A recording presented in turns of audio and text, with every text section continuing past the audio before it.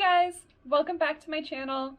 Sorry I haven't uploaded in a little bit. I started my spring semester of college and I've been pretty busy. I found myself not having much time to film, but I at least want to get out some monthly wrap-up videos. So today I am going to be talking about all the books that I read in January. It was a pretty good reading month for me. I read 9 books. I had quite a few 4 stars, quite a few 3 stars, and 1 5-star, so I'm excited to talk about that one. Most of these I either listened to or read through my Kindle through Libby, so I don't have a lot of the copies, but they will be going up like right here. So the first book that I read this month was The Bluest Eye by Toni Morrison. I gave it 4 stars. I didn't really know what I was getting into when I started it. I obviously had just heard of how amazing Toni Morrison's writing was, so I decided to give it a try. If you haven't read it, it's set in Lorain, Ohio, which I think is Toni Morrison's hometown.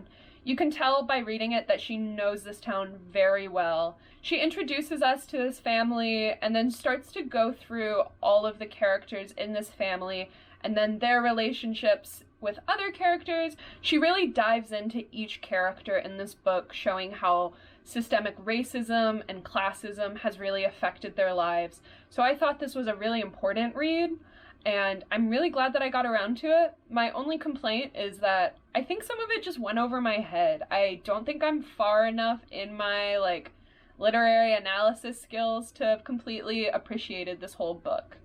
I definitely want to revisit it and reread it soon, and I think it could easily be a 5-star book for me if I really read it and annotated it and all of that stuff. I think it was a beautiful book, and I'm really glad I read it. The next book I read in January was The Winter People by Jennifer McMahon. I think that's how you say her name. I don't know for sure.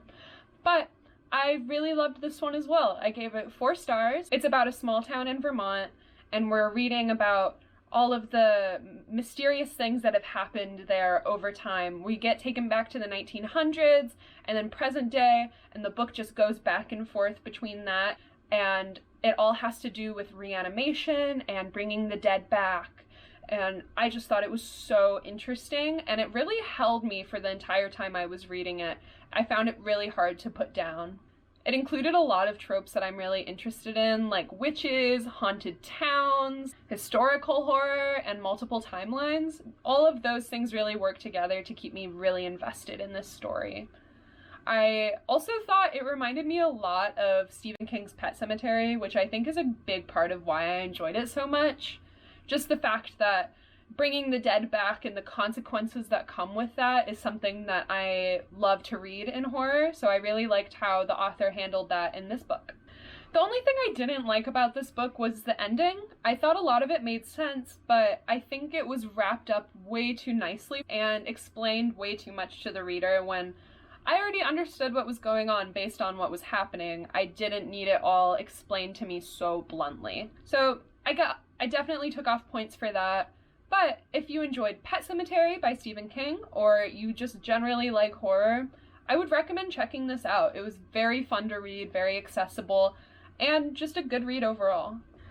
The next book I read was Miracle Creek by Angie Kim. This was more of a courtroom thriller, which I had never read before, and I really enjoyed it.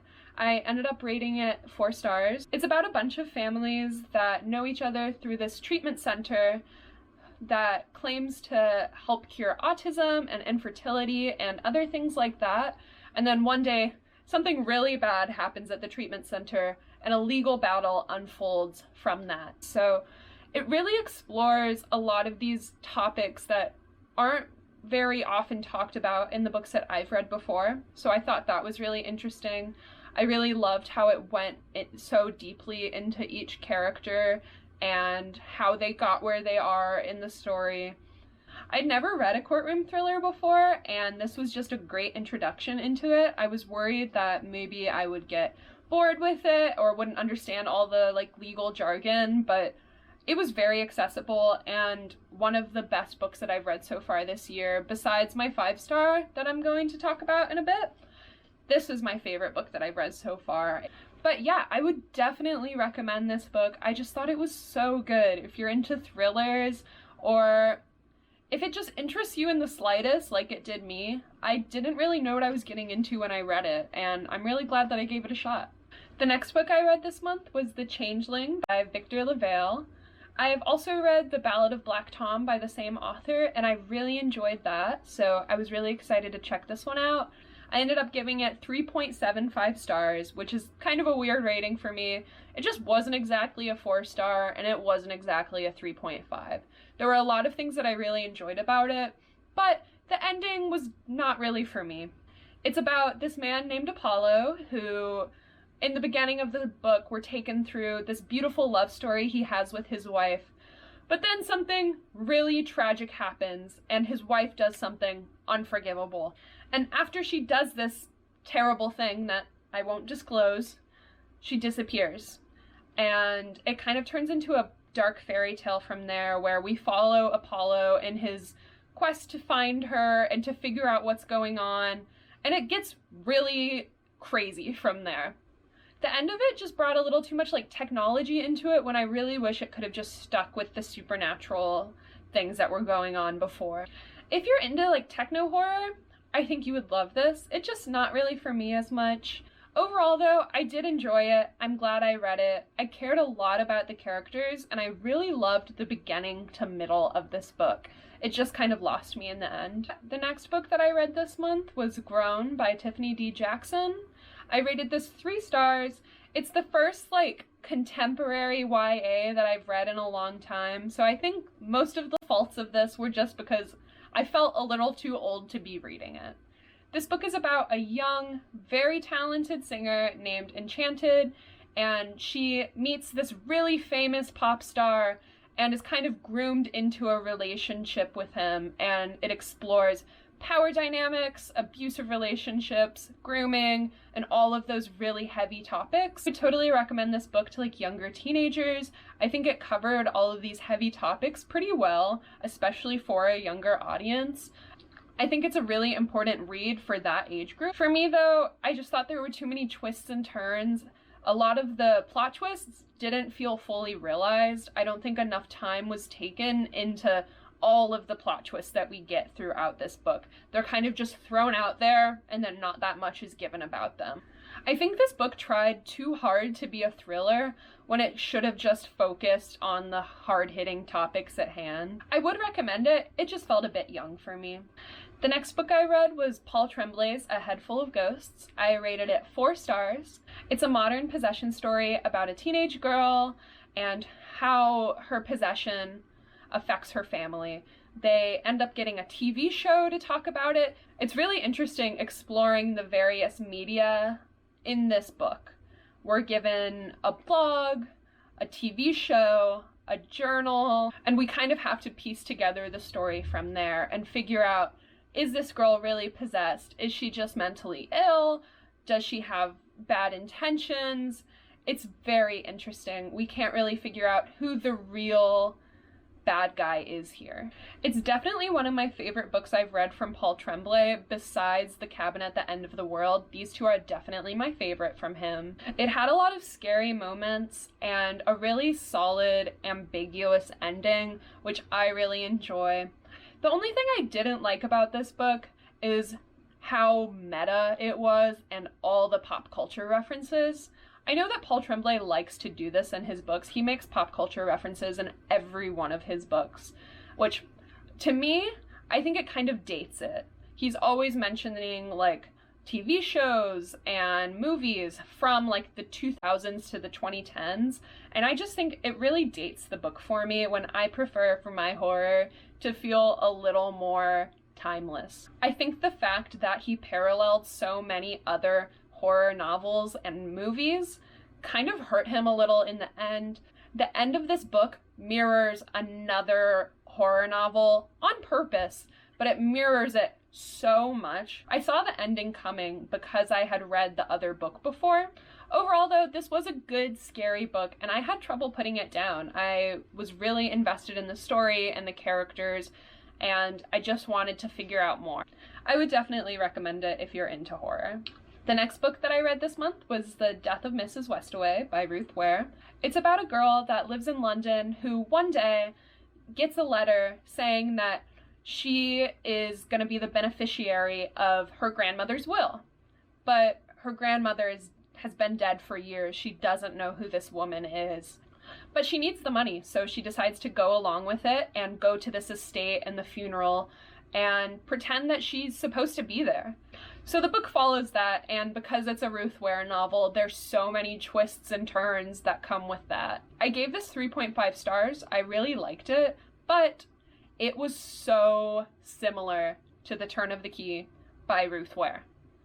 I don't understand how she wrote both of these books and decided to publish both of them when they were so similar.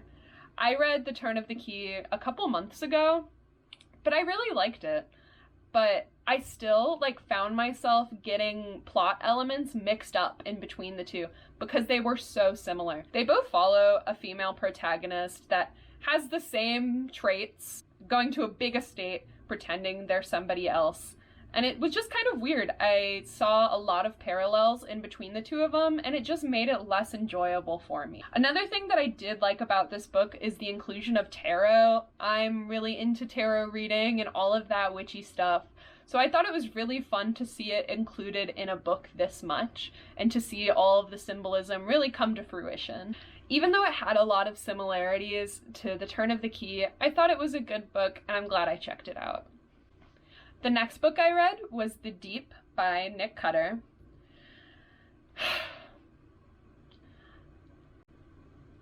I wanted to like this book so badly. If you saw my first video, you know that The Troop by Nick Cutter was one of my favorite books of last year. So I was really excited for this one. I was more excited for it because deep sea horror is something that I really enjoy. So I was really excited to read The Deep, which takes place 8 miles underwater in the Mariana Trench, which sounds so cool. It starts by showing us this world where there's this disease called the Gets, where people forget things gradually. And eventually their bodies just forget how to function and they die. Then we're taken 8 miles underwater at this underwater laboratory in Mariana's Trench where scientists are studying the substance called ambrosia that is thought to be a miracle cure and could cure this disease that is slowly taking over the population. The rest of this book takes place in the underwater laboratory where we're shown the consequences of ambrosia and we're asked, is this really a miracle cure or is it something way bigger? I gave this book 2.5 stars. I wanted to enjoy it so bad, but I hated it. I hated it. The first 25% of it was really great in my opinion. I liked the introduction to this post-disease world, which felt pretty relatable. But as I kept reading, it just kept disappointing me more and more. There were a bunch of flashbacks and, in my opinion, way too much character study, when usually that's what I love, but in this book, it just didn't work. It took away from the setting, it took away from what made this book scary. The ending of this book infuriated me. It felt like I had wasted my time. It just didn't make sense. The body horror in this book was written very well because it is Nick Cutter. So I will give it points for that. If you're into body horror, check it out. Something else that I really want to talk about in this book, and something that I've noticed in Nick Cutter's writing, is his portrayal of fat people. It is really weird. It's something I've noticed that Stephen King also does, and I think it's a glaring issue in both of their writing. The main character in this book's mom is written as this controlling, evil, mean person, but what's more important in this book is that she's fat. For some reason, that's her defining character trait, and we're constantly told how disgusting she is and how gross she looks, and that's why we should hate her. I see a lot of horror writers doing this with antagonists and unlikable characters, and I just think it is an insanely lazy way to write characters like this, and we just need to do away with it altogether. Overall, I did not like this book. I wanted to so bad. I'm excited to check out more from Nick Cutter to see if I'm into it, but For now, I think I'm ready to take a little break. The last book I read this month, and my only 5-star book of the year so far, was The Only Good Indians by Stephen Graham Jones. I loved this book. It's about 4 Native American men that go on a hunting trip to hunt some elk on the elders' land, which they are not supposed to do, and they kill some elk that they are not supposed to kill. And it's a very disturbing, uncomfortable event in their lives that they kind of just try to forget and go on like nothing happened.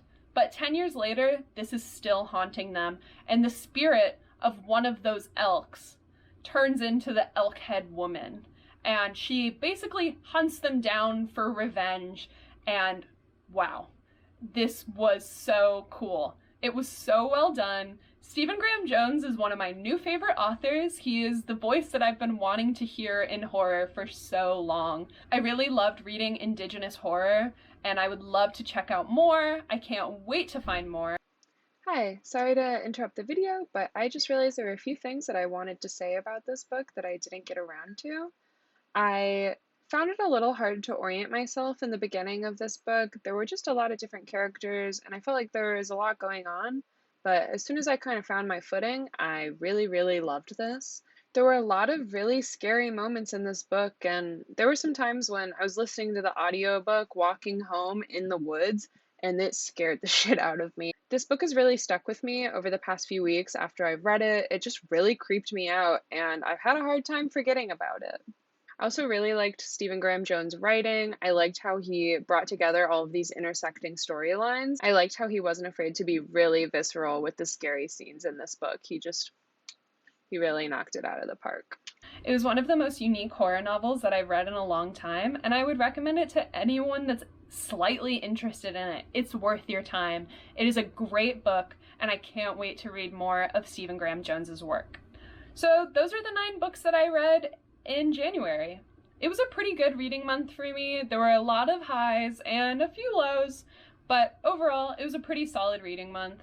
So I also forgot to film the outro for this video, so I am here to say thank you for watching. If you liked this video, leave me a like and a comment if you want. I would love to talk to you about what you thought about these books. If you want to follow me on Goodreads or Instagram, that'll be listed in the description box below.